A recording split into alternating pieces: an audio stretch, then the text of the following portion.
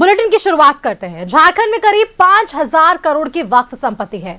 करीब 156 वक्फ संपत्तियां हैं, जिसमें स्कूल, कॉलेज, कब्रिस्तान, मदरसे, मार्केट और कम्युनिटी हॉल शामिल है। बड़ी संपत्तियों पर सालों से कुछ मुसलमानों ने ही अवैध कब्जा कर रखा है। बहुत सारी संपत्तियां अनरजिस्टर्ड भी हैं, उनका कोई हिसाब किताब नहीं। आप इस रिपोर्ट को देखिए, फिर हम चर्चा को आगे बढ़ाते हैं।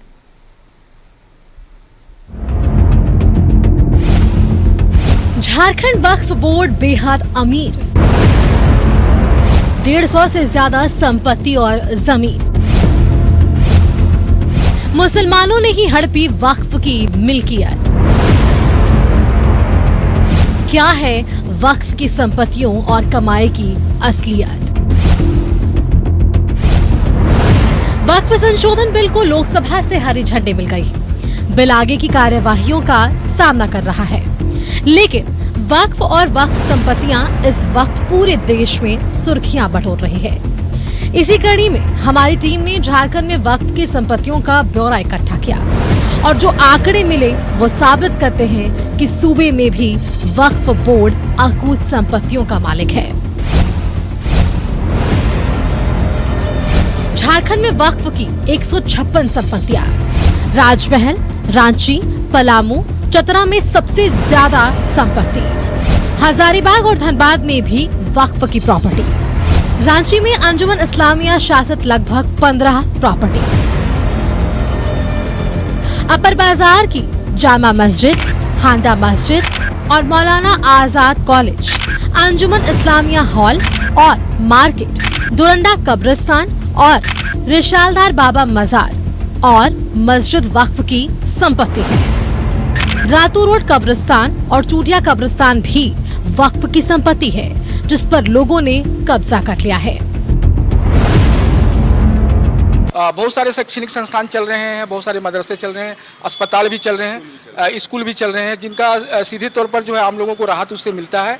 जहाँ तक आमदनी जो होता है, जो वक्फ की प्रॉपर्टीज, मार्केट, बाजार, दुकान है, उसका फ़ायदा आम लोगों को नहीं मिल पाता है, लेकिन उसका उपयोग कहीं न कहीं मुस्लिम हितों में भी किया जाता है, लेकिन जो होना चाहिए वो नहीं हो पाता है। ये अकेले झारखंड में 5000 करोड़ की वक्फ संपत्ति, 2000 की वक्फ संपत्ति पर सरकार और रेलवे का कब्जा। बड़ी संपत्तियों पर कुछ मुसलमानों का भी जबरन कब्जा। 200 से 300 रुपए का किराया देकर बनाया दबदबा। झारखंड में सिर्फ 156 वक्फ संपत्तियां ही रजिस्टर्ड है।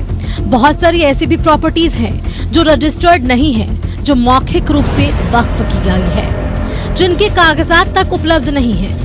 दरअसल मुस्लिम समाज के लोग इसी बात से डर रहे हैं कि उनके कागजात नहीं होने के कारण वो हाथ से निकल न जाएं। जिसमें बहुत सारी ऐसी प्रॉपर्टी, धनबाद में भी, धनबाद की ऐसी प्रॉपर्टी है जो रेलवे डिपार्टमेंट में गसब कर करके कब्जा करके रखा हुआ है। रांची में बहुत सारी प्रॉपर्टियां हैं जो कि सरकार के कब्जे में है। चंदवे और क्या नाम है आपका, राजमहल में बहुत सारी प्रॉपर्टियां हैं जो सरकार कब्जा किए हुए है। तो इस तरह से क्या नाम है, वक्फ की प्रॉपर्टी को सरकार भी बहुत सारे कब्जे किए होंगे। ये भी सच है कि खुद मुसलमानों के एक वर्ग ने वक्फ प्रॉपर्टी पर अवैध कब्जा कर रखा है। अब आज की तारीख में रांची के अंजुमन प्लाजा की जो दुकानें हैं वो 300-400 रुपया महीना किराया देती हैं। आप समझ सकते हैं कि ये नुकसान किसका है। सुधार बहुत ज़रूरी है। अब जबकि एक्ट लोकसभा में पास हो गया है, लड़ाई अपनी जगह है, लेकिन ये सवाल भी अपनी जगह है कि वक्फ की इतनी सारी जो प्रॉपर्टी है, लगभग 5000 करोड़ की झारखंड में प्रॉपर्टी है, उसका इस्तेमाल कौन कर रहा है और कहाँ जा रहे हैं उसके पैसे। कैमरामैन हेमंत के साथ में शहनवाज अख्तर, न्यूज़ 11 भारत, रांची।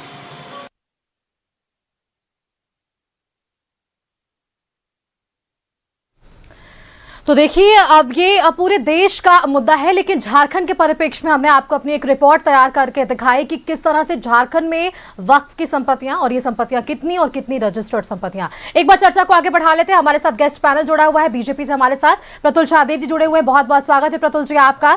आरजेडी से हमारे साथ कैलाश यादव जी जुड़े हुए हैं, कैलाश जी आपका भी बहुत बहुत स्वागत है। और आज की इस विशेष चर्चा में अधिक जानकारी के लिए हमारे साथ खुद मेंबर हैं झारखंड वक्फ बोर्ड के मुमताज खान साहब। बहुत बहुत स्वागत है आपका भी मुमताज खान जी।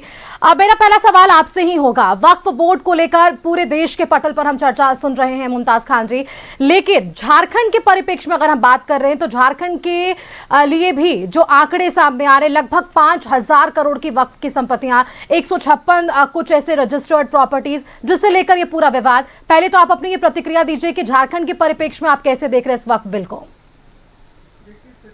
ये है कि आज जो वक्फ बिल जो लाया गया है जी, सुधार के नाम पर डेफिनेटली सुधार होनी चाहिए, लेकिन सुधार के नाम पर किसी को आप कत्ल करते हैं तो वो गलत है। आप उसमें अमेंडमेंट लाइए, उसमें मॉडिफिकेशन कीजिए, उसमें ऐसी चीज़ें लाइए जिससे सुधार हो सकता है। ये अभी जो बिल आया है वो वक्फ का जो दिल था, जो उसकी जो जान थी, उसको निकालने का कोशिश किया गया है। आपको पता होना चाहिए कि वक्फ कोई ऐसा एडमिनिस्ट्रेटिव चीज़ नहीं है। ये हमारा इस्लाम में, कुरान में प्रोविजंस है वक्फ का, और ये मेरा कंप्लीटली इस्लामिक और धार्मिक मामला है, जिस धार्मिक मामला में सरकार इंटरफेयर कर रही है। एक तरफ कहा जाता है कि हम वक्फ में इंटरफेयर नहीं कर रहे हैं, वक्फ बोर्ड में इंटरफेयर कर रहे हैं, वक्फ बोर्ड की मैनेजमेंट की बात हम कर रहे हैं। सच्चाई ये है कि आप वक्फ बोर्ड के नाम पर डायरेक्टली आप वक्फ पर इंटरफेयर कर रहे हैं। हमारी वक्फ की जो इस्लामिक, जो धार्मिक प्रॉपर्टीज़ है, उस पर आप इंटरफेयर कर रहे हैं, जिससे कि हमारा मस्जिद, मदरसा, खानकाह, इमाम बाड़ा, कब्रिस्तान, ये सारी चीज़ें जुड़ी हुई हैं। हमारे यतीमों का उस पर खाने पीने और रहने का इंतज़ाम जुड़ा हुआ है। आप इस मामले को डायरेक्टली हमारे जो सिस्टम है, जो इस्लामिक सिस्टम है, आप सिस्टम में घुस करके हमको, यहाँ के मुसलमानों को बर्बाद करने की कोशिश की जा रही है। ठीक है मुमताज खान जी, आपसे और भी कई सवाल लेने हैं। आपको पहले हम एक रिपोर्ट दिखाते हैं अपने दर्शकों को, इसके बाद चर्चा को आगे जरूर बढ़ाएंगे। देखिए, वक्फ संशोधन बिल पर सियासी घमासान मचा है। लोकसभा से बिल पास होने के बाद अब जेएमएम ने राज्यसभा में जो तरह से अपने आवाज को वहां रखा है, अब इसके बाद अगर हम देखें तो जेएमएम ने राज्य में कानून को लागू नहीं होने देने की चेतावनी तक दी। हेमंत सरकार के मंत्रियों ने भी केंद्र सरकार को बीजेपी पर हमला बोलता देखा है। आप इस रिपोर्ट को देखिए, फिर हम चर्चा को आगे बढ़ाते हैं।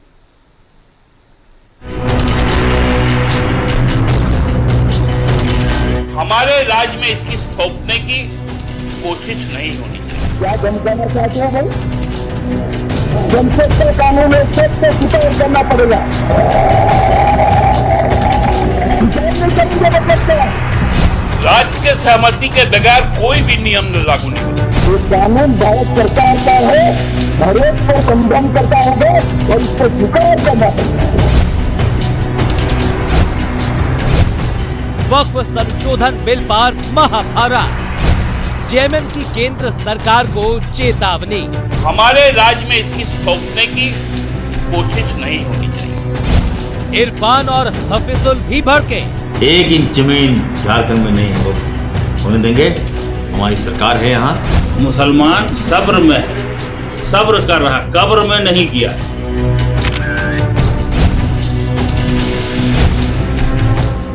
वक्फ संशोधन बिल पर सियासी वार छिड़ा है। लोकसभा से बिल के पास होने के बाद अब चेतावनियों का दौर शुरू हो गया। जेएमएम ने साफ कहा है कि झारखंड में इस कानून को लागू नहीं होने देंगे। राज्य के सहमति के बगैर कोई भी नियम लागू नहीं हो सकता, क्योंकि आपका इमरजेंसी काल नहीं है।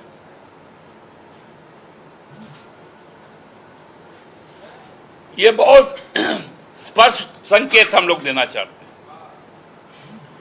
कि झारखंड में 1 इंच भी वक्फ बोर्ड की संपत्ति माननीय प्रधानमंत्री और उनके करीबी लोगों का हाथों में हम नहीं जाने देंगे। भाई भाई में लड़ाई और एक दूसरे के प्रति कटुता वाला संशोधन हम लोगों को मान्य नहीं है, और जिसका जो अधिकार है, हक है, वह नियमानुसार उनको मिलना चाहिए। वक्फ संशोधन बिल के विरोध में न सिर्फ जेएमएम और कांग्रेस केंद्र पर हमलावर है, बल्कि हेमंत सरकार के मंत्री भी केंद्र को चेतावनी दे रहे हैं। मंत्री हफीजुल हसन ने कहा है कि मुसलमान सब्र में हैं, कब्र में नहीं। जबकि मंत्री इरफान अंसारी ने बीजेपी और बिल का समर्थन करने वाले राजनीतिक पार्टियों को इसका खामियाजा भुगतने की चेतावनी दी है। मुसलमान सब्र में है, सब्र कर रहा, कब्र में नहीं गया, कब्र में नहीं है, सब्र कर रहा है, यही आप समझिए। और ये वो अपना जो भी उस बिल को समर्थन किए हैं वो अपना ताबूत का, चाहे जदयू हो और टीडीपी हो और जो भी है, और ये इसका नुकसान बीजेपी को भी करना पड़ेगा। धब्बा है ये भाजपा के लोग, किसी कीमत पर हम लोग नहीं मानेंगे इस बिल को। आपने क्या समझ लिया?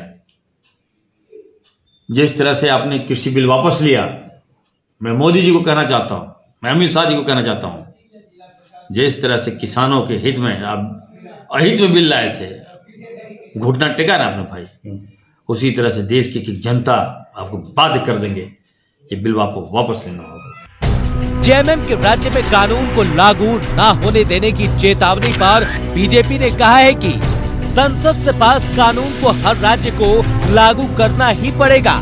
वहीं पूर्व मुख्यमंत्री रघुवर दास ने कहा कि आदिवासी हित की बात करने वाले जेएमएम को इस बिल का समर्थन करना चाहिए था। तो जब 3 बार कांग्रेस की सरकारों ने सेम कानून बनाया तब तो इनको तकलीफ नहीं हुई, इनको लगा सब कुछ संवैधानिक है, सब कुछ जो है फेडरलिज्म के अंडर आ रहा है। लेकिन जैसे हमने उसमें जो एक बदलाव किया देश के लिए, तो ये कह रहे हैं कि हम ये जो है संविधान के विरुद्ध है या फिर फेडरलिज्म के विरुद्ध है।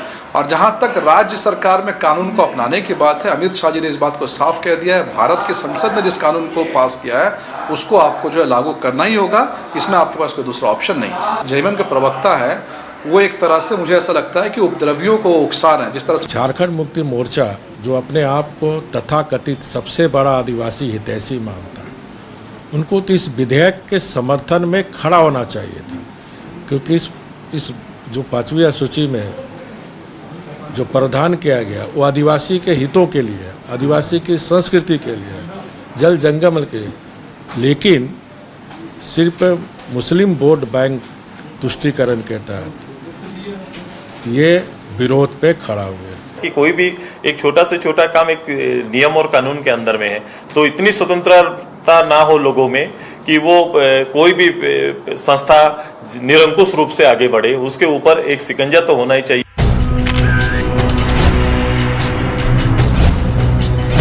वक्फ संशोधन बिल सियासी घमासान मचा रहा है। संसद से बिल पास होने के बाद अब लागू करने और नहीं करने को लेकर बयानबाजी तेज है। झारखंड में सियासी उबाल है। न्यूज़ 11 भारत के लिए रांची से राकेश विपिन के साथ ब्यूरो रिपोर्ट। तो देखिए झारखंड में क्या कुछ सियासी बवाल है, इस रिपोर्ट के जरिए हमने जरूर देखा है। चर्चा को आगे जरूर बढ़ाएंगे। ना देरी अपने गेस्ट पैनल का रुख कर लेते हैं। प्रतुल शाहदेव जी से एक सवाल का जवाब लेते हैं। प्रतुल जी, आप सुन रहे थे कि झारखंड वक्फ बोर्ड के मेंबर यहाँ पर हमारे साथ मौजूद हैं, उनकी क्या कुछ आपत्तियां हैं इससे लेकर, एक बार इसका जवाब दीजिए। और इसके साथ एक मेरा सवाल, जब से वक्फ संशोधन बिल को लेकर चर्चाएं आगे बढ़ रही है, एक आरोप बीजेपी पर साफ तौर पर लग रहा है कि वोट बैंक की राजनीति की बातें आप कह रहे हैं, लेकिन यहाँ कहीं ना कहीं आप धर्मों को बांटते हुए नजर आ रहे हैं। देखिए सुष्मिता, सबसे पहले दर्शकों को ये बड़े आवश्यकता इस बात को समझने के लिए वक्फ अमेंडमेंट बिल क्या है और वक्फ क्या होता है। वक्फ आप लोगों ने भी कई बार दिखाया, वक्फ होता है अगर कोई संपत्ति को चैरिटेबल या रिलीजियस पर्पज से दान किया जाता है और उसका जो ट्रांसफर है वो अल्लाह के नाम पर होता है, और जो वक्फ क्रिएशन करता है बेनिफिशियरी के लिए उसे वाकिफ कहते हैं। इसका कोई कमर्शियल यूज़ नहीं हो सकता है, और किसी जो इसको मैनेजमेंट के लिए किसी व्यक्ति की नियुक्ति होती है उसे मुतवली कहते हैं। और आप देखें जो भारत में पहला रिकॉर्डेड वक्फ से मिलता जुलता जो कार्य था वो सुल्तान मुइजुद्दीन थे, उन्होंने किया था।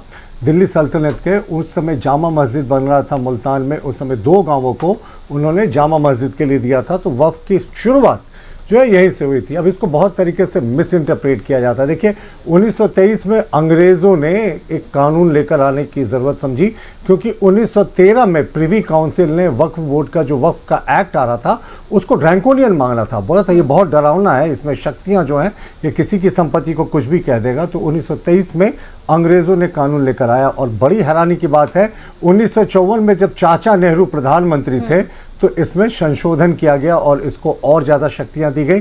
और सुष्मिता, सबसे इंटरेस्टिंग बात है, उस समय एक सांसद थे काजिम साहब, वो इंडिपेंडेंट मेंबर्स बिल लेकर आए थे और देश के इतिहास में बिल में बहुत चंद उदाहरण है, 1977 के बाद तो शायद एक आधी उदाहरण है जब प्राइवेट मेंबर्स बिल को सरकार ने माना और उससे कानून बनाया। 1954 में यही हुआ। फिर जो सबसे बड़ा 1995 की बात छोड़ देते हैं, 2013 में जो संशोधन हुआ वक्फ एक्ट का, जिसमें सेक्शन 40 को जोड़ा गया। सेक्शन 40 को जोड़ने के बाद वक्फ बोर्ड को असीम शक्तियां दे दी गई। अगर वो किसी जमीन पर हाथ रख देता तो अब ओनर्स ऑफ रिस्पॉन्सिबिलिटी की वो जमीन वक्फ बोर्ड की नहीं, वो सामने वाले व्यक्ति की। अब सामने वाले व्यक्ति को, जिसकी जमीन को वक्फ बोर्ड ने कह दिया कि हमारी जमीन, उसे प्रूव करना पड़ता था कि हमारी जमीन है। और ये चैलेंज कहाँ होता था सुष्मिता? ये बिल्कुल इनके इंटरनल मैकेनिज्म में एक वक्फ बोर्ड का ट्रिब्यूनल बना हुआ था, वहीं चैलेंज होता था। और ट्रिब्यूनल के आदेश को हाई कोर्ट और सुप्रीम कोर्ट में भी चैलेंज नहीं किया जा सकता था। और आज देखिए, आज मैं इमरान जो प्रतापगढ़ी हैं उनका मैं बाइट सुन रहा था कि ये कानून अगर पास हो जाएगा, राष्ट्रपति का सिग्नेचर हो जाएगा, तो हम इसे सुप्रीम कोर्ट और हाई कोर्ट में चैलेंज करेंगे। हद कर दिया आपने साहब। एक तरफ तो वक्फ बोर्ड एक्ट की हिमायत कर रहे हैं जिसमें हाई कोर्ट और सुप्रीम कोर्ट के चैलेंज होने की कोई प्रोविजन ही नहीं था, और आज हाई कोर्ट और सुप्रीम कोर्ट जाने की बात कर रहे हैं। और देखिए, ये हम लोगों ने क्या किया, हम लोगों ने कोई तो नई चीजें नहीं की। और जो इनकी सच्चा, देखिए ओपनिंग स्टेटमेंट में समय तो दें। और मैं कह रहा हूँ वक्फ बोर्ड में जो अमेंडमेंट्स आए हैं, सच्चर कमेटी की रिपोर्ट 2005-6 में कांग्रेस के शासनकाल में बनी थी। उस समय सच्चर कमेटी ने 4-5 चीज़ों पे जोर दिया था कि मुतावलीज के फंक्शनिंग को रेगुलेट करना चाहिए, नॉन मुस्लिम टेक्निकल एक्सपर्ट्स को मैनेजमेंट ऑफ वक्फ बोर्ड में इंक्लूड करना चाहिए, रिकॉर्ड का डिजिटलाइजेशन होना चाहिए और ऑर्गेनाइजेशनल रिफॉर्म्स होना चाहिए वक्फ बोर्ड में, और 2 महिला मेंबर्स को सेंट्रल वक्फ बोर्ड और ईच स्टेट वक्फ बोर्ड में रखना चाहिए। एक आधिकारिक प्रशासनिक अधिकारी की नियुक्ति होनी चाहिए और फाइनेंशियल ऑडिट भी जो है वो होना चाहिए। अब 2013 में आपको पता है सुष्मिता, जब मार्च का समय था, जिस समय चुनाव अनाउंस होने वाले थे, 2013 में इस बिल को इंट्रोड्यूस किया गया। 2014 में ठीक चुनाव से पहले 121 जो प्राइम प्रॉपर्टीज थी, जो उसको ट्रांसफर कर दिया गया वक्फ बोर्ड में, डी नोटिफाई कर दिया यूपीए की सरकार ने। लास्ट खेला था कि ये वक्फ बोर्ड को डी नोटिफाई करने से मुस्लिम अपीजमेंट करेंगे। और सबसे जो ये कहते हैं ना बार बार हर तरीके की बातें कि ये मुस्लिमों के खिलाफ है, साहब 40,000 मुकदमे जो ट्रिब्यूनल में पेंडिंग है, उसमें 25% से ज्यादा यानी 10,000 से ज्यादा मुकदमे जो हैं वो इनके हैं, मुसलमान से संबंधित है। और देखिए वक्फ बोर्ड ने किस किस जो बड़ी बड़ी प्रॉपर्टीज हैं उस पर क्लेम किया, उसको एक बार आप देखेंगे तो आपकी आंखें फटी रह जाएंगी। दिल्ली हाई कोर्ट, संसद भवन, उसके बाद भगवान श्री कृष्ण की भूमि द्वारिका है, भेड़ द्वारिका के 2 आइलैंड्स पर भी इन्होंने क्लेम किया है। और इस तरीके का शिव शक्ति, अच्छा आपको पता है तमिलनाडु का एक गांव है, उस गांव में सूर्यवेंद्रेश्वर का एक मंदिर है जो 2100 साल पुराना है, जितना इस्लाम भी पुराना नहीं है। उस 2100 साल पुराने मंदिर को वक्फ बोर्ड ने कह दिया कि हमारी प्रॉपर्टी है। आप देखिए, इसके अतिरिक्त जो शिव शक्ति सोसाइटी है सूरत का, उसको भी इन्होंने क्लेम कर लिया, जिसको हजारों वर्ष पुराना है। ऐसी कई जो प्रॉपर्टीज हैं उनको इन्होंने किया। और देखिए, जो अमेंडमेंट था 2013-14 में आया था, उसके आने से पहले 4,90,000 प्रॉपर्टीज थी वक्फ बोर्ड के पास। आज अमेंडमेंट के बाद 8,72,000 प्रॉपर्टीज है वक्फ बोर्ड के पास। और जो इनके लैंड है 37 लाख एकड़, डिफेंस और रेलवेज के बाद तीसरा सबसे बड़ा लैंड होल्डर वक्फ बोर्ड हो गया। लैंड होल्डर नहीं, लैंड ग्रैबर हम कहेंगे। आम मुसलमानों की जमीनों को इन्होंने कब्जा कर लिया, किसी भी जमीन को इन्होंने वक्फ बोर्ड की जमीन ये डिक्लेयर कर दिया, और इसमें अपील का प्रोविजन नहीं था। और इसमें जो हल्ला मचाया जा रहा है कि मुसलमानों की जमीन छीन ली जाएगी, साहब ऐसा कहां है? ऐसा कहीं प्रोविजन ही नहीं है। आम मुसलमानों को तो राहत मिलेगी, 10,000 मुसलमान जिनका केस ट्रिब्यूनल में पेंडिंग है उनको उनका हक मिलेगा। लेकिन ये जो एक नैरेटिव बनाया जा रहा है ना कि इस तरह की चीजें होंगी, झारखंड में, बस मैं फाइनल 20-25 सेकंड में रैप अप करता हूं। झारखंड में बताया, आपकी रिपोर्ट ने बड़ा अच्छा रिपोर्ट दिखाया, साधुवाद आपके चैनल को। 5,000 करोड़ की संपत्तियां, देखिए ये 5th शेड्यूल का एरिया है, लेकिन ग्राम सभाओं को शक्तियां नहीं दी गई। हेमंत सोरेन खुद आदिवासी का बेटा और आदिवासी सरकार कहते हैं, तो फिर 5th शेड्यूल में पेसा एक्ट के जो नियमावली उसको क्यों नहीं नोटिफाई किया गया? पेसा एक्ट में अगर नियमावली को नोटिफाई नहीं करेंगे तो उनको शक्तियां ही नहीं है ग्राम सभाओं को। और 5th शेड्यूल और 6th शेड्यूल के एरियाज में वक्फ बोर्ड अगर किसी आदिवासी की जमीन को, किसी सरना स्थल को कल कह दे कि हमारी जमीन है, ऐसे एग्जाम्पल्स भी है। हम लोगों ने डॉक्यूमेंट बनाया, लातेहार के महुआ डाल का एक सरना स्थल का ऐसे ही है जहां दोनों कम्युनिटीज में झगड़ा चल रहा है। ये भी मैं आपके अगले डॉक्यूमेंट में, अगले डिस्कशन में प्रस्तुत करूंगा। तो ये तो क्लैश करवा रहे साहब यहाँ आदिवासियों का। लेकिन ये आरोप तो आप लोगों पर लग रहा है ना कि आप लोग ही कत्ल कर रहे हैं। आप सुन रहे थे अभी मुमताज खान साहब को भी, इन्होंने कहा कि यहाँ तो कत्ल आप लोग कर रहे हैं। और जेएमएम की तरफ से भी जो बयान सामने आए थे, जो रिपोर्ट के जरिए प्रतुल जी हमने आपको दिखाया, उन्होंने तो ये स्पष्ट किया कि मुसलमान सब्र में है लेकिन कब्र में नहीं, यानी कि अब भी ये बेहद भड़काऊ बयान है। ये क्या कहना चाह रहे हैं, मुसलमान सब्र में है कब्र में?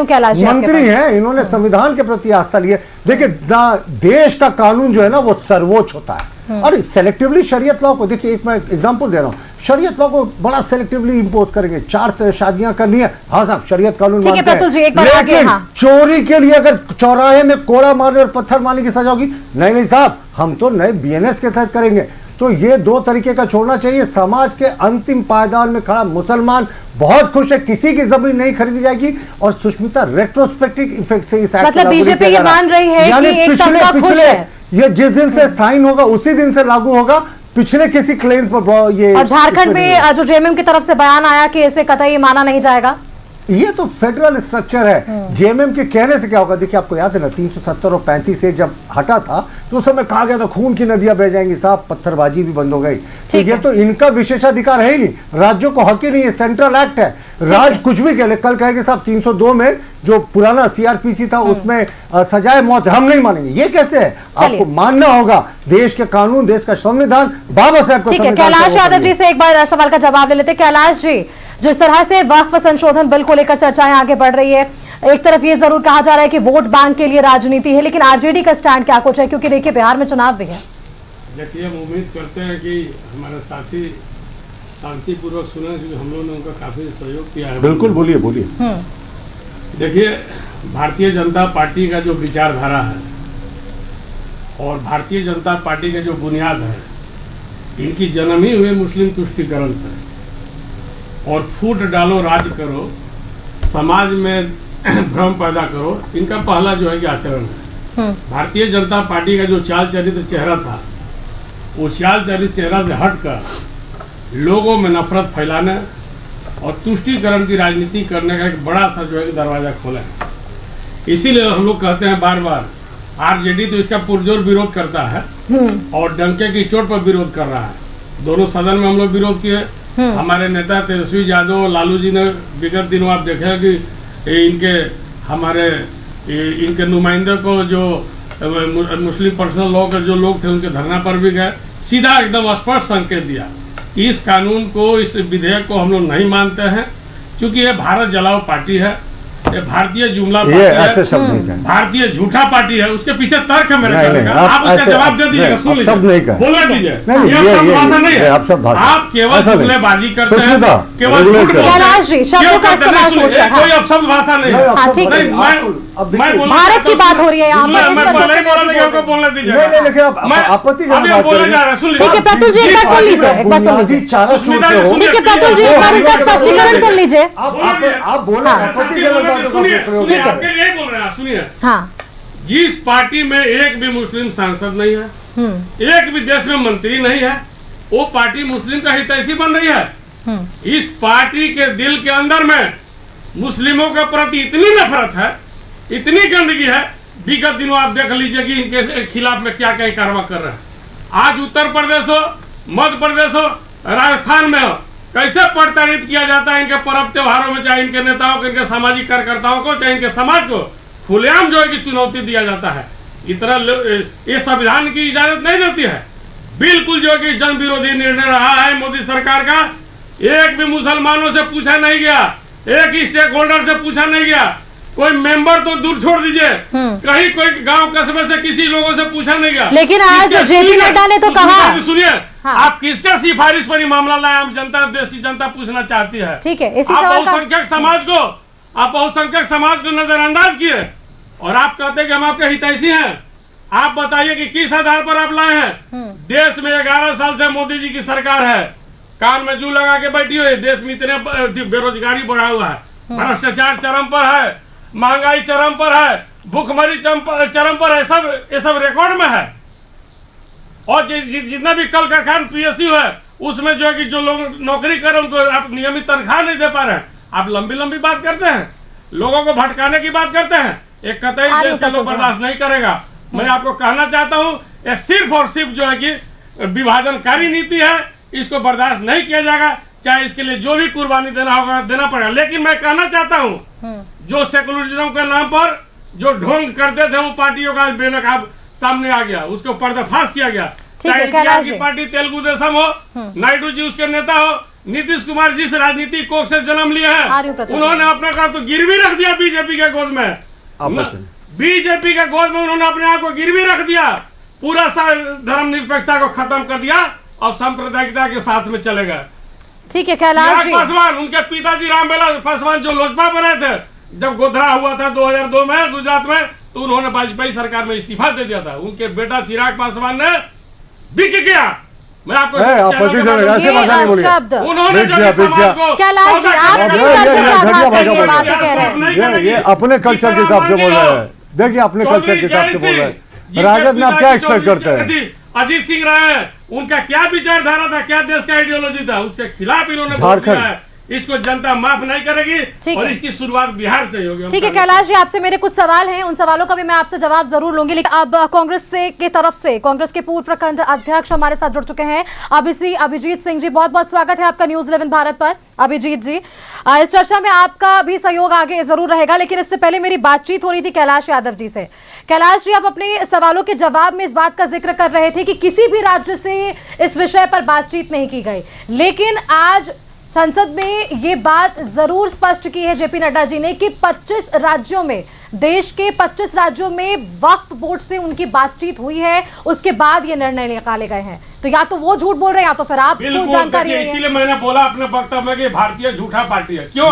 आज सुनिए, अगर वो बता रहे हैं कि 25 राज्यों से बातचीत हुई है, अभी कितना चिल्ला रहे हैं? जनता दल बोल रहे हैं, किसी राष्ट्रीय दल जो सत्ता में उसके बारे में कुछ बोल रहे हैं। प्रतुल जी एक बार सुन लीजिए। आज ही अफजल अब्बास जनता दल यूनाइटेड के सरकार में, बिहार के सरकार में जो वक्फ बोर्ड के चेयरमैन हैं, उन्होंने कहा है कि हम लोग से बात नहीं की गई। ठीक है, हमारा जो संशोधन था, जो हमारा आपत्ति था, उसको बात तो नहीं रखा गया और हमसे बात नहीं की। आज उनका स्टेटमेंट है। आज मैंने 2 नेशनल चैनल में सुना, मैं सुन लीजिए।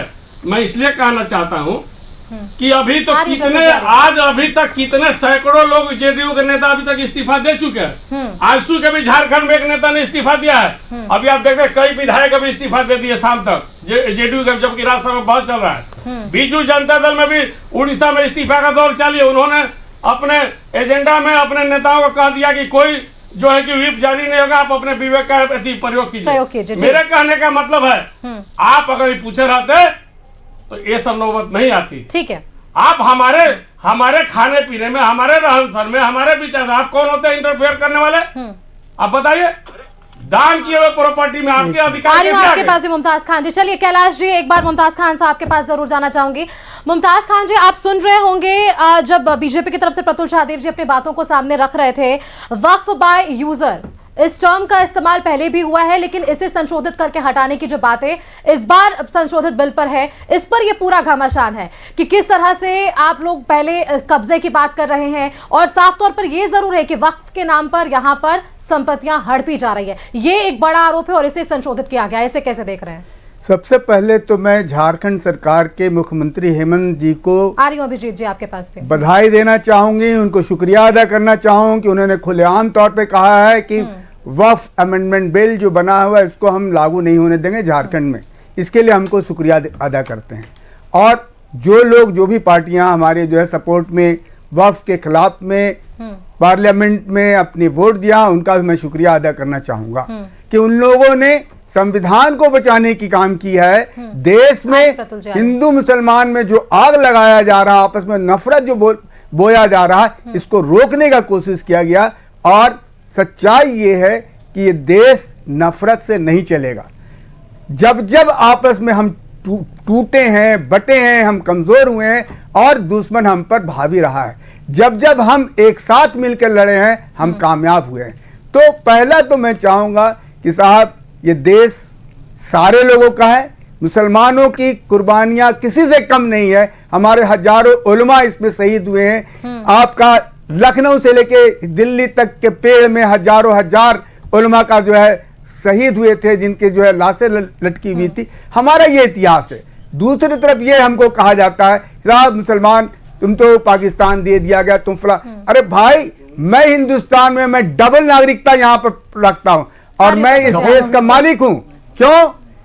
जो लोगों को पाकिस्तान जाना था वो पाकिस्तान चले गए, हमने बाय चॉइस हिंदुस्तान को रखा और हमने कहा कि साहब मैं जो हूं यहाँ का सबसे बड़ा क्या नाम है ये हूं मालिक हूं, इसलिए कि मैंने कुर्बानी दिया है और मेरा हक यहाँ है, मेरे बाप दादाओं की कब्र यहाँ पर है, मैं अपने देश को नहीं छोड़ के जाऊंगा और मैंने चॉइस से यहाँ पर रहा, बल्कि बाकी लोग सिर्फ जन्म से हैं। दूसरी बात अभी जो हमारे प्रतुल जी ने कहा कि साहब ये सारे का मशवरा लिया गया, आपको मैं बताना चाहूंगा कि इस एक्ट को जिस वक्त बिल लाया गया था शुरू में बात हुई थी 5 करोड़ लोगों ने ऑब्जेक्शन दिया था बाय मेल बाय चिट्ठी बाय रजिस्ट्री कि हम इस अमेंडमेंट को नहीं चाहते हैं, हम इसको रिजेक्ट करते हैं। लेकिन उस 5 करोड़ लोगों के उस आवेदन को रद्दी की टोकरी में फेंक दिया गया और ये कहते हैं कि हमने स्टेक होल्डर से बात किया।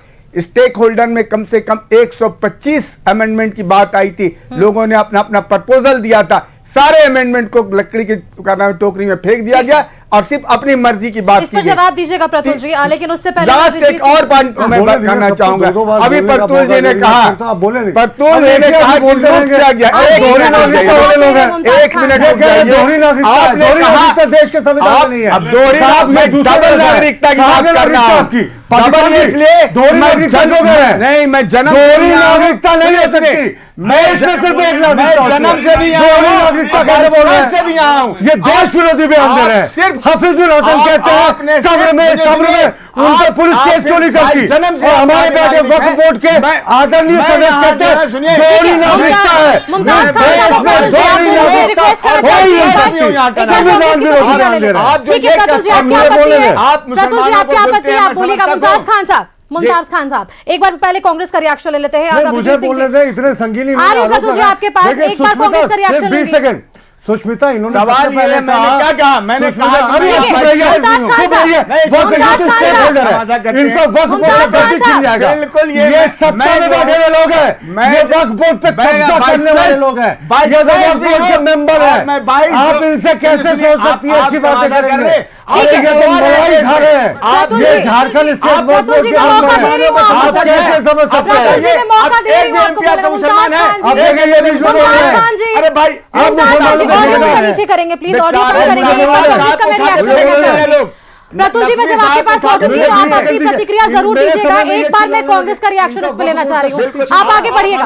अभिजीत जी मुझे ये बताइए, जो कांग्रेस पर ये आरोप लग रहे हैं, जो प्रतुल जी मैं आपके पास लौटूंगी, कांग्रेस का मैं एक बार रिएक्शन लेना चाह रही हूँ। आप देख लीजिए आधा घंटा बीत चुका है, ठीक है, आप पे सवाल है, आप जवाब दीजिएगा, आप जवाब दीजिएगा, आप सवाल पूछिएगा। प्रतुल जी आप सवाल पूछिएगा, मुझे भी थोड़ा समय दीजिए। अभिजीत सिंह जी मैं एक सवाल जरूर लेना चाहूंगी। अभिजीत जी, जो वक्फ संशोधन बिल पर इतना घमासान है, झारखंड में भी सीधा आप लोगों ने कह दिया कि इसे माना नहीं जाएगा, स्वीकारा नहीं जाएगा, अब भी आप देख रहे हैं स्टूडियो में इसे लेकर तनाव जरूर है, कांग्रेस की प्रतिक्रिया इस पर अभी क्या है?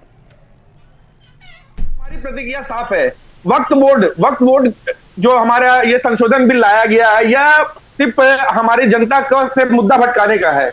आज हमारे देश में महंगाई, बेरोजगारी चरम सीमा पर है, हमारे प्रधानमंत्री को उस पर ध्यान नहीं है। और क्या जरूरत है वक्फ बोर्ड बिल को इस पद्धति में लाने का? इस पर पहले संशोधन होना चाहिए था, तब ये वक्फ बोर्ड ये जो बिल जो लाई, आप समय देखिए, कल रात 1:30 बजे अमेरिका ने हमारे ऊपर 26% टैरिफ बढ़ा दिया। इस ध्यान को भटकाने के लिए वक्फ बोर्ड का ये मुद्दा लाया गया है। इंग्लैंड सब जगह घूम जाएंगे, टैरिफ बढ़ने से हमारे ऊपर 3 अरब से ऊपर का बोझ पड़ा हमारे भारतीयों पर।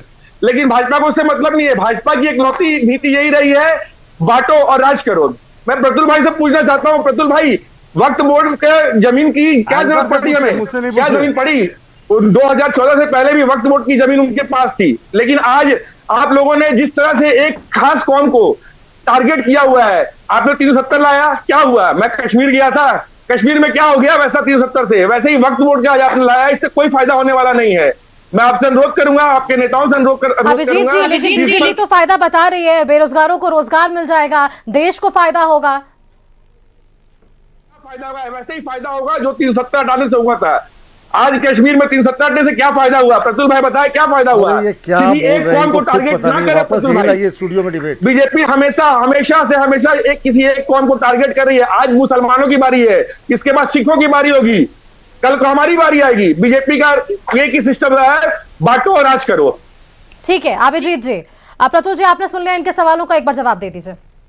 हड़प ली गई है, चाहे सरकारी हो या गए उसमें जो काम करने वाले लोग हैं सब। ऑडियो क्लिप्स नहीं प्रतुल जी, एक बार जवाब दीजिए इनके सवालों का। हाँ, क्योंकि स्पष्ट सुनाई नहीं दे रहा ना कि आप क्या दिखाना चाह रहे हैं। लालू प्रसाद बोल रहे हैं कि वक्फ बिल ने जमीन हड़प ली, और हमारे बगल में तो मौलाना बैठे हैं, हाँ। दोहरी नागरिकता की बात करें, इससे पूछे तो पाकिस्तान की नागरिकता ले लिए क्या? इस देश में एक नागरिकता होती है, और हमारे लिए मैं चाहूंगी कि अब तक शांतिपूर्ण डिबेट गया है, आगे भी शांतिपूर्ण तरीके से ये डिबेट जाए। मेरे गेस्ट पैनल से रिक्वेस्ट, मुमताज खान जी और प्रतुल जी, आप दोनों से रिक्वेस्ट करना चाहूंगी। मुमताज खान जी ऐसे नहीं, मुमताज खान जी और प्रतुल जी दोनों से रिक्वेस्ट, अभी तक ये डिबेट शांतिपूर्ण तरीके से चल रहा है, आगे भी चलने दीजिए।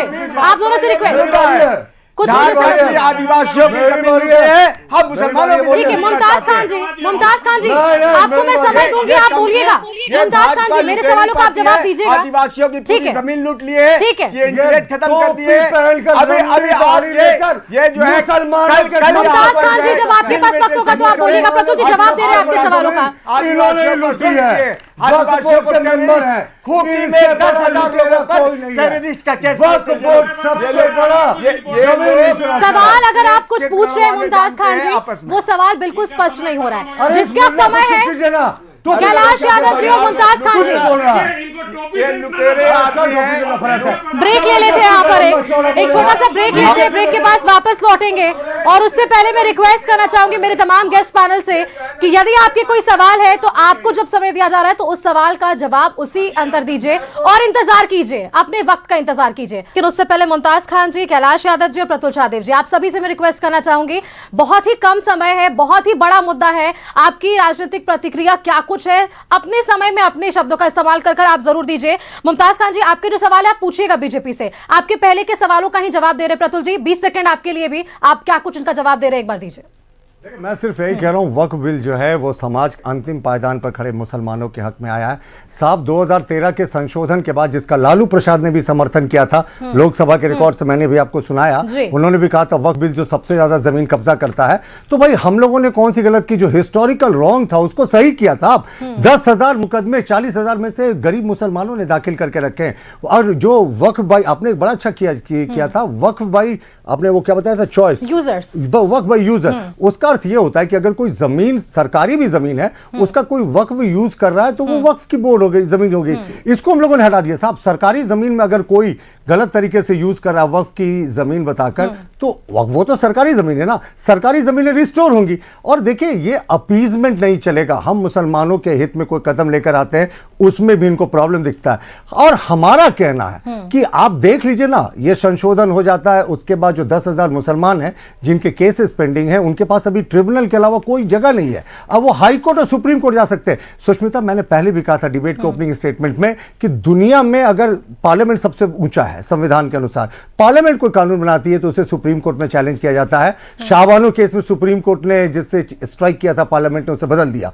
वो अपीजमेंट का एक शानदार उदाहरण था। लेकिन हमारा कहना है कि पार्लियामेंट सर्वोच्च है, लेकिन आपने तो पार्लियामेंट के एक्ट को जो हाई कोर्ट और सुप्रीम कोर्ट में चैलेंज दी जाती है, वो भी यहाँ प्रोविजन वक्फ बोर्ड में नहीं रखा। हमने कौन सा खराब कर दिया साहब? महिलाओं को अगर हक दे रहे हैं, 2 महिलाओं को अगर वक्फ बोर्ड में जगह दे रहे हैं, तो आपको क्या प्रॉब्लम? और बस 5 सेकंड, अगर डिजिटल रिकॉर्ड कर रहे हैं, देखिए ये अगर मौलवी टोकेगा तो मेरा भी एक सवाल है बीजेपी से। ये मौलवी को चुप कीजिए, ये मौलवी को बैठाकर ये क्या करा रही है? ये मौलवी है, ये वक्फ बोर्ड का लुटेरे लोग हैं। मेरे सवाल का जवाब देंगे, मेरे पास 10 मिनट है बस। झारखंड प्रतुल जी मेरा सवाल सुनिए एक बार। प्रतुल जी मेरा एक बार सवाल सुन लीजिए।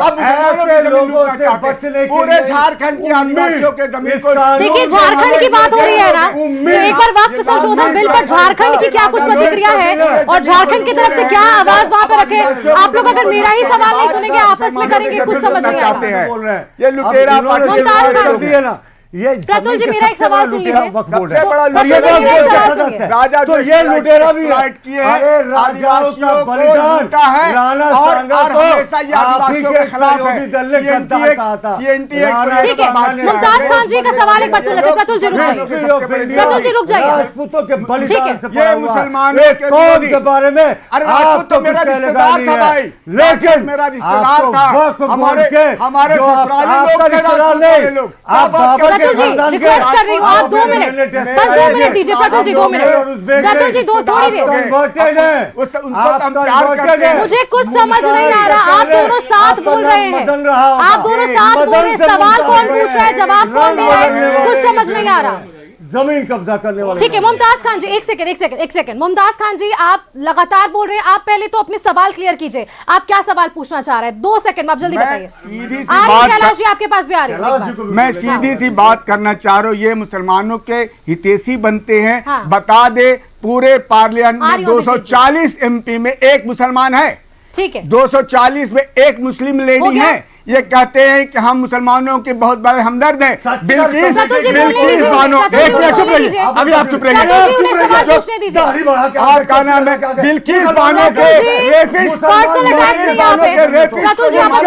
वाले लोग क्या बात करेंगे? निकलिए सड़कों पे, मुसलमान पीटेंगे आपको, क्योंकि बिल उनके हित में बोल रहे हैं। ये मुसलमान भाई, आप राजद को भी मौका दीजिए। सबसे बड़ी बात ठीक है मुमताज खान जी, आपने सवाल पूछ लिया कि राजनीतिक तौर पर इसकी क्या कुछ प्रतिक्रियाएं सामने आ रही। कैलाश यादव जी क्या कुछ उसमें जोड़ना चाह रहे हैं, एक बार बोलिए।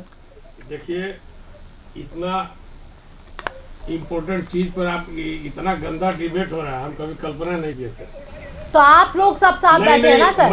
हम अपनी बात बोल रहे हैं, और बीजेपी के साथी से हमको ऐसी उम्मीद नहीं थी कि आप एक बुजुर्ग व्यक्ति को मौलाना, टोपी वाले, दाढ़ी वाले कहेंगे। जब आपकी बात ये बीजेपी को नफरत और ये तमाम पार्टी कहेंगे कैलाश जी, जब मैं क्या चुपचाप सुनता रहूं? ठीक है, आप कैलाश जी, जो लालू प्रसाद यादव का इन्होंने वीडियो दिखाया, उस वीडियो पर आप एक जवाब दे दीजिए। हाँ, लालू जी ने क्यों समर्थन किया था? ये तो हमारे सुनिए, लालू जी का समर्थन क्यों था? ठीक है, सवाल हो गया प्रतुल जी, जवाब दीजिए। हाँ, तो लालू जी ने समर्थन किया था, प्रतुल जी उसी सवाल का जवाब दे रहे हैं कैलाश जी। जो लालू जी की पार्टी का भी बदल गया, अब लालू प्रसाद भी हो गए, अब लालू प्रसाद तो सुप्रीमो थे। प्रतुल जी उसी सवाल का वो जवाब दे रहे हैं, बस सुन लीजिए। हाँ, समय खराब कर रहे हैं। ठीक है, जवाब दीजिए। हाँ, मेरा कहना है, इन्होंने आप बहुत आपत्तिजनक बात कही, एक बुजुर्ग जो भी एक सम्मानित व्यक्ति है। दूसरी बीजेपी के लिए अनर्गल बात करेंगे, मैं चुपचाप सुनो। जवाब दीजिए कैलाश यादव जी, जवाब दीजिए, समय नहीं है, जवाब दीजिए। मुसलमान खुश है? अरे तुम चुप रहो, टोपी लगा के दाढ़ी बनाने से प्रतुल जी पर्सनल अटैक्स यहाँ पर मत कीजिए। अरे वक्फ बोर्ड का ये मेंबर है, और वक्फ बोर्ड ही सबसे ज्यादा जमीन लूटती है, तो ऐसे लुटेरों से क्या बात करते हैं? इन्हीं के वक्फ बोर्ड ने 5000 करोड़ की संपत्ति झारखंड में लूटी है। प्रतुल जी, आपने आरजेडी का सवाल पूछा है ना, जवाब दीजिए ना कम शब्दों में। कैलाश और लालू प्रसाद के 25% जवाब दीजिए कैलाश जी, जवाब दीजिए। आज चुप क्यों है? लालू प्रसाद ने तो प्रतुल जी आपके सवाल का जवाब देने समय नहीं है हमारे पास। कैलाश जी जवाब दीजिए। बिल्कुल गलत बात है। हाँ ठीक है, जब बीजेपी के प्रदेश के प्रवक्ता एक मुस्लिम समाज के व्यक्ति के लिए ऐसा व्यवहार और नजर व्यवहार, वो भारतीय जनता पार्टी को अनर्गल शब्द करेंगे। ये कौन से ये मुसलमानों के प्रवक्ता कब से हो गए? मुसलमानों के प्रवक्ता ये नहीं है, मुसलमानों का प्रवक्ता अंतिम पायदान पर खड़ा वो व्यक्ति है जो इनके हित में कर रहा है। जिस देश के प्रधानमंत्री हफीजुल हसन कहते हैं कब्र में सब्र में भड़काने वाला बयान देते हैं। बहुत बड़ी बात है। मैं यही बात कहना चाह रहा हूँ, ऐसे लोगों के चलते ऐसे लोगों के चलते ही देश का प्रतुल जी रुक जाइए, प्रतुल जी रुक जाइए, जवाब दे रहे आप दीजिएगा जवाब। और भारतीय जनता पार्टी का तुष्टीकरण का इतिहास है, जब देश के प्रधानमंत्री को नहीं पहुंचता है तो उनके देख लीजिए, मुसलमानों को भड़काते हैं, भारत के नागरिक नहीं चाहिए। अंतिम कैलाश यादव जी, जो बातें लालू प्रसाद यादव ने पहले कही, कैलाश यादव जी, देश की नागरिक द्वारिका में भगवान श्री कृष्ण की भूमि क्या यादव जी, एक ब्रेक लेते हैं यहाँ पर और ब्रेक के बाद वापस लौटेगी, क्योंकि महज हमारे पास 10 मिनट और है। 10 मिनट की इस चर्चा में आगे अगर आपके सवाल जवाब स्पष्ट नहीं होंगे तो मुझे लगता है कि व्यर्थ है। अतुल जी ने जो सवाल आरजेडी से पूछा था, मैं चाहूंगी कैलाश यादव जी प्लीज आप कम शब्दों में इसका इस्तेमाल कीजिए और प्लीज सही तौर पर सीधा जवाब दीजिए, क्योंकि समय यहाँ पर हमारे पास ज्यादा नहीं है। ये हमारे आदरणीय नेता लालू प्रसाद यादव जी जब उस सदन में बोले थे, हाँ, तो बीजेपी उसको गलत तरीके से पेश कर रहा है। ठीक है, चलिए जनता दल ये बोला था, लालू जी ने ये बोला था के जमीन को जो अतिक्रमण कर रहे हैं उसके भी कहा कि बिहार का कई प्रतुल जी रुकिए ना, एक बार सवाल का जवाब दीजिए। हाँ ठीक है, आप दिखाइए, रुक जाइए, वीडियोस हम यहाँ पर नहीं, जो तथ्य है जो बातें हैं वो हम सब बात करें। प्रतुल जी आपने सवाल पूछा, उसका जवाब देना सुन लीजिए ना एक बार, सुनना पड़ेगा। ठीक है, कैलाश यादव जी आप कह रहे हैं कि लालू प्रसाद यादव के बयान को बीजेपी ने तोड़ मरोड़ कर पेश किया। बहुत सारे टॉपिक हैं आज। कैलाश यादव जी आप कह रहे हैं कि लालू प्रसाद यादव के बयान को तोड़ मरोड़ कर पेश किया गया, ठीक है। हाँ, लालू जी ने सदन में कहा था कि जो वक्फ बोर्ड के संपत्ति को, हाँ, जो दूसरे लोगों के द्वारा अतिक्रमित किया जा रहा है, अरे ऐसा नहीं कहा था। वक्फ बोर्ड कब्जा करता है सरकारी जमीन का। मैं सुना दूं वीडियो, परमिशन दीजिए, सुना देता हूँ। जो है ये अपने सुप्रीमो का ज्ञान नहीं। अब आप सोचिए राजद के प्रवक्ता जो है कि मैं तो ठीक है, कैलाश यादव जी आप कह रहे हैं कि ये गलत बयान है, इसको छोड़ देते हैं। चलिए अब इसको छोड़ते हैं, आगे बढ़ते हैं, क्योंकि देखिए समय की पाबंदी है, आगे बढ़ते हैं। वो ब्रिगेडियर उस्मान है, शहीद अब्दुल हमीद है,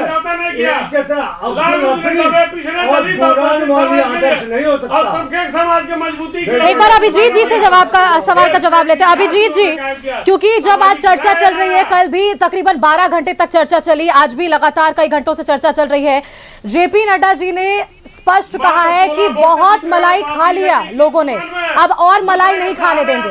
ये परिप्रेक्ष्य है कब्जा को लेकर, भूमाफियाओं को लेकर, जो अकृत संपत्ति है उस पर ये जब सवाल जो था वो था। अभिजीत जी शुरुआत बिहार से ही होगा और झारखंड के मुख्यमंत्री को मैं अभिजीत जी को ऑडियो देंगे प्लीज। बोला कि झारखंड में लागू नहीं होना चाहिए। जी अभिजीत जी मेरी आवाज पहुंच रही है आप तक?